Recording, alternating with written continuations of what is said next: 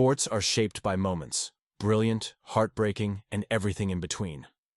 For Celtics fans, Game 2 of the Eastern Conference semifinals was a night that distilled all the drama of playoff basketball into a single, gut-wrenching possession. Just when Boston seemed poised to steal victory from the jaws of defeat, a quick twist of fate left the defending champions stunned and reeling, their season threatened by the unlikeliest of adversaries, indecision and missed opportunities. But what truly sets apart the greats isn't perfection. It's their willingness to accept responsibility when things go wrong. Jayson Tatum, the Celtics' brightest star, did just that in the wake of a devastating 91-90 loss to their arch-rival, the New York Knicks. Tonight, we're unpacking Tatum's public accountability, Boston's shooting woes, and what it all means as this high-stakes series heads to a raucous Madison Square Garden.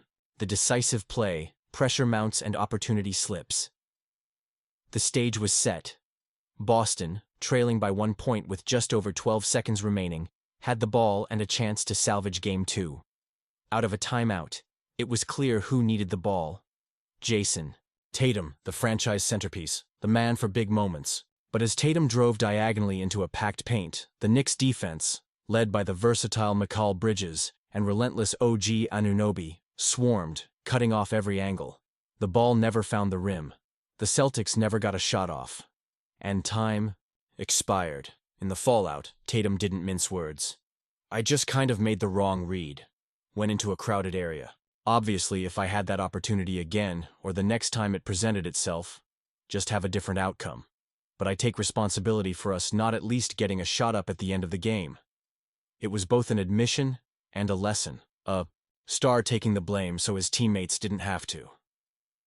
Coaching decisions and scheme. Another. Look at the final seconds. Boston's coach Joe Mazzulla has built a reputation for trusting his players and letting them play through tough stretches. But in this case, Mazzulla made a decision that sparked plenty of debate. He didn't use his final timeout, choosing instead to run the same look that had resulted in a Tatum dunk just moments earlier. Yet, the Knicks were ready. They switched coverages, helping aggressively off the corners, and forced Boston's offense into chaos. By the time Tatum was hemmed in, there was no space and no escape. Critics have questioned whether Mazzulla's faith in his team's flow cost them a clearer look at the basket. Regardless, both player and coach have shared the blame. And both are eager to right the ship. Mazzulla himself said, "I appreciate the fact that he would take responsibility, but I think it's on everybody. Our entire team can be better. And yeah, he can too. It just says who he is, taking responsibility for that, and I expect him to be better. There's no doubt in my mind." Tatum's shooting woes and Boston's offensive struggles. Jayson Tatum's struggles haven't been limited to just the last play. After a torrid first-round performance against Orlando, he's fallen flat against New York's defensive scheme. In Games 1 and 2, Tatum shot just 12 for 42 from the field, and a woeful 5 for 20 from beyond the arc. He's looked hesitant at times, forcing shots or passing up open ones. But he's not alone. Boston's offensive engine has sputtered in uncharacteristic ways. In both games, the Celtics' field goal percentages, 35.1% in Game 1 and 36.2% in Game 2, were their two worst of the entire season. From deep, they've struggled mightily, hitting just 25 of 100 threes in the series so far. Even more frustrating for Celtics fans, most attempts haven't been heavily contested.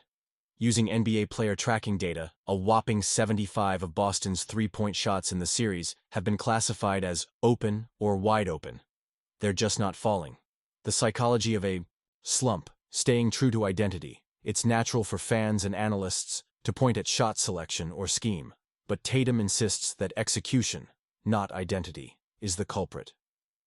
"We have a way that we play. We have an identity, and it can't waver just because we're missing shots. We can't change who we are. And I always say, you've got to be the same person when things are going well and when things aren't going well." The Celtics know that abandoning their system could lead to chaos on the court. Instead, Tatum is preaching patience and staying the course. Still, he's also clear-eyed about his role as the team's leader.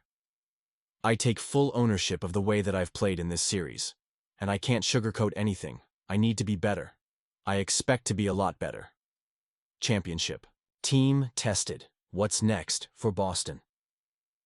The gravity of the moment isn't lost on anyone inside Boston's locker room. This is a franchise built on banners, expectations, and a relentless pursuit of greatness.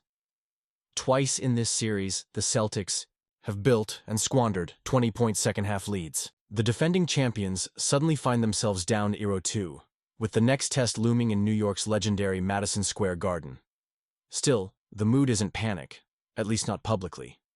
Tatum and his teammates are approaching Game 3 as a challenge, worthy of their competitive spirit. Mazzulla's confidence in Tatum and the team's veteran core remains undimmed. It's not about our season being 2 games from over. That hasn't crossed any of our minds. We got a game on Saturday at 3:30 that should be a lot of fun. If you're a competitor, you should really look forward to that moment. We put ourselves in this position, and we got a game on Saturday that we're all looking forward to. Lessons in leadership and redemption. Sometimes a playoff series is about X's and O's, but more often, it's about headlines, heart, and how teams respond when things seem to be slipping away. The spotlight on Jayson Tatum right now isn't merely about missed shots. It's about growth, accountability, and how stars light the path for their teams when adversity peaks. For Boston, the message is simple. Embrace the moment, trust the work, and take full ownership, win or lose.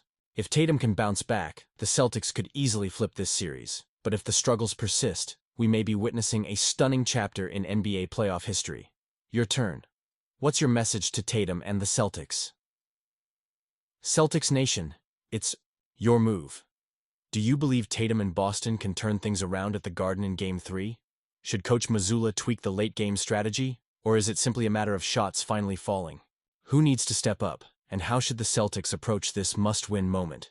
If you found this breakdown informative, please give us a like and sound off in the comments below. What would you say to Tatum in the locker room? How should Boston attack Game 3 in the Big Apple? Let's keep the conversation rolling. We'll be here every step of the way, covering every twist and turn of this dramatic playoff series. Stay tuned, and let's see if Boston's heart is as big as its history.